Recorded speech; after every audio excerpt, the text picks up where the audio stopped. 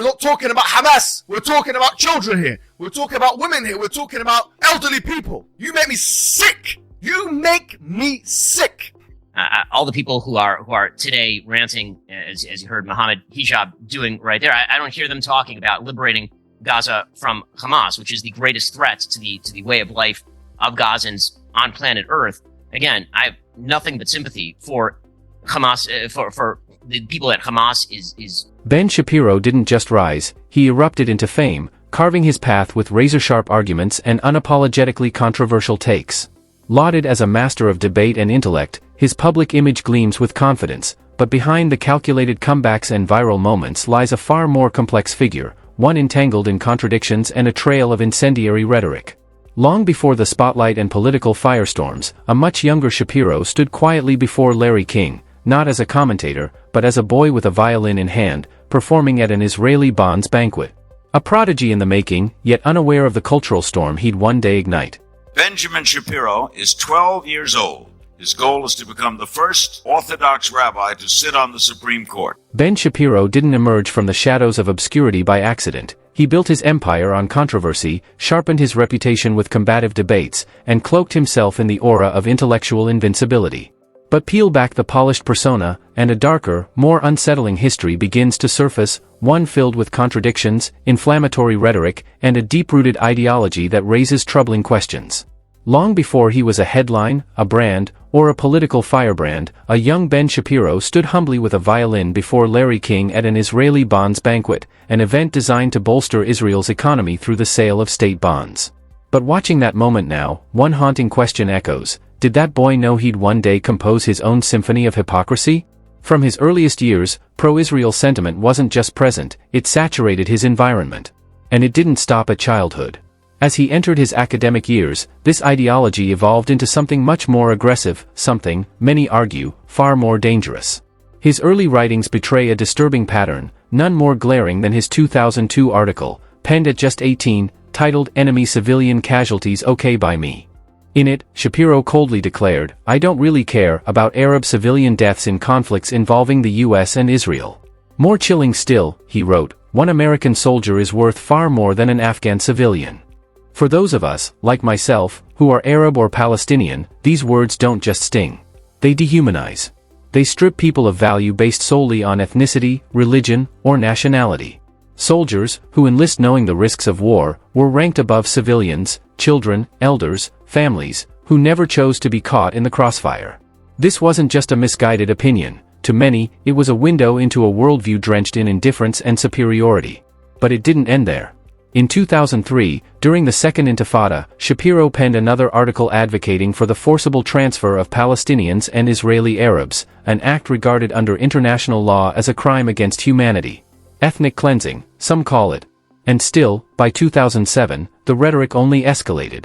He labeled Palestinians rotten to the core and tweeted incendiary remarks such as, "Israelis like to build. Palestinians like to bomb crap and live in open sewage." Yes, this tweet exists, and as far as I know, it still remains online. How does someone with such a trail of racially charged, dehumanizing statements continue to command a platform? How does society elevate a voice that so clearly diminishes the suffering of millions? The answer, perhaps, lies in the illusion of dominance.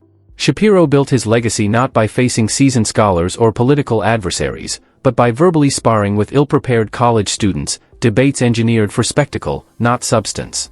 Critics have noted how he often sidesteps more challenging opponents, leading many to conclude that he only engages in fights he knows he'll win.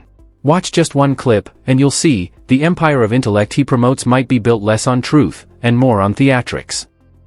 Feel free to show civilians being killed. What I suggested is that you should provide all the context for those civilians being killed. They say that I want America to fight wars for Israel. No, first of all, Israel can take care of herself. If Israel is forced to the wall, the possibility of nuclear exchange is extremely high. That is why it is very important that the United States provide the material aid to Israel. How can you continue to condone the actions of the Israeli government? I don't just condone the actions of the Israeli Defense Forces and the Israeli government. I celebrate and laud them. Let's be clear, Mohammad Hijab wasn't in the studio. He wasn't even there virtually. It was just a clip. A pre-recorded segment played during the show. And yet, even that was enough to visibly shake Ben Shapiro. You could see it, the moment the clip began, something shifted. His expression tightened. His posture stiffened. For a man who built his reputation on verbal duels and fast-paced rebuttals, the discomfort was almost palpable. This wasn't a face-off. It wasn't even a conversation. It was just footage, and still, it rattled him. What makes it even more intriguing is this: Ben Shapiro clearly knows who Mohammad Hijab is. And that matters. Because Hijab has been calling him out for years, 4, maybe 5, challenging him publicly, consistently, to a real debate. A fair, face-to-face exchange. Yet here we are. Years of silence. Years of evasion. And one short clip was all it took to reveal the crack in the armor. And you don't want to face someone who can put you in your place. Yes, I challenge you. You pigeon-hearted, pusillanimous weasel. Academic weasel. Fraud. But if I were you, I wouldn't hold my breath. A debate between Ben Shapiro and Mohammad Hijab, or any seasoned intellectual opponent, for that matter, is highly unlikely. Shapiro has built a brand on controlling the arena, on choosing the terms of engagement. And stepping into the ring with someone like Hijab? That would mean risking exposure, risking defeat. But here's the truth: what's more damaging than losing a debate, is losing an interview. Back in 2019, Ben Shapiro sat down with the BBC's Andrew Neil, a seasoned journalist with a reputation for asking sharp, informed questions. It was supposed to be just another interview. But it quickly became clear that Shapiro wasn't in control. The scrutiny was real. The pushback was legitimate. And faced with the pressure, Shapiro didn't double down, he unraveled. In a stunning display, he accused Neil, yes, Andrew Neil, of being a secret leftist. And then, instead of defending his views or holding his ground, he did something few expected: he walked out. Stormed off. Interview over. It wasn't just a bad look. It was a rare, unscripted moment of vulnerability for a man whose career thrives on winning. You said, Sure. Israelis like to build. Arabs like to bomb crap and live in open sewage. Well, as I say in an article entitled, "Here's a list of all the giant, bad, dumb things I've ever said." Was that dumb? Well, yes, that's a dumb tweet. And not only, but it is also important to mention that the next few tweets clarify that that tweet is specifically referring to the Hamas leadership, which, by the way, a BBC I've seen is relatively reticent to condemn. No, actually, it wasn't what you went on to do and say. You are correct about the slur on Arabs. It's not all Arabs that want to live in open sewage and blow things up. It's just Palestinians, you went on to say. It's just the ones who take sides against Israel in the Israel-Palestinian Arab population is rotten to the core, you went on to say. Not Hamas. You can think whatever you want of me. Why don't you frankly, just try and I don't answer care. the I don't questions? frankly give a damn what you think of me since I've never heard of you. And I've never heard of you until I briefed myself of this. I'm not inclined to continue an interview with a person as badly motivated as you as an interviewer. So I think we're done here. I appreciate your time. All right. Well, thank you for your time and for showing that anger is not part of American political discourse. Now, Mr. Shapiro, we'll say goodbye.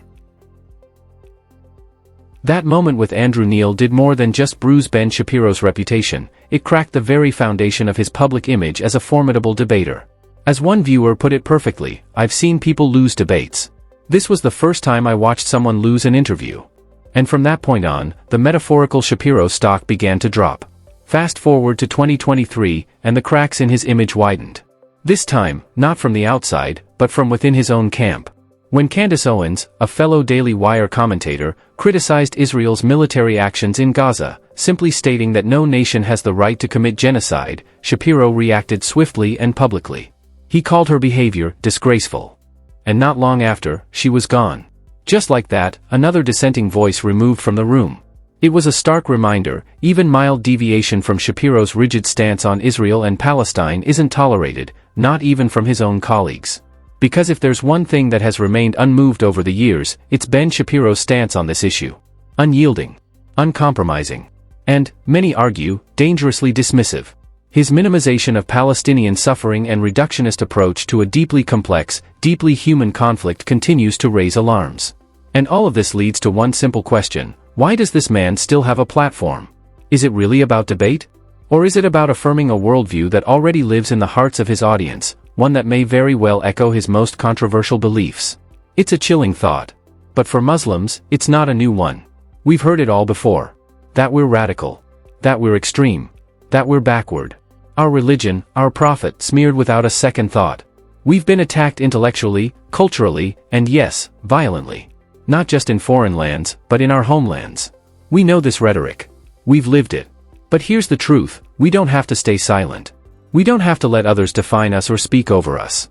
That's why there is Muslim Influencer Academy, to help Muslims build platforms, create powerful content, and stand up to people like Ben Shapiro with knowledge, dignity, and courage. But the conversation doesn't end here.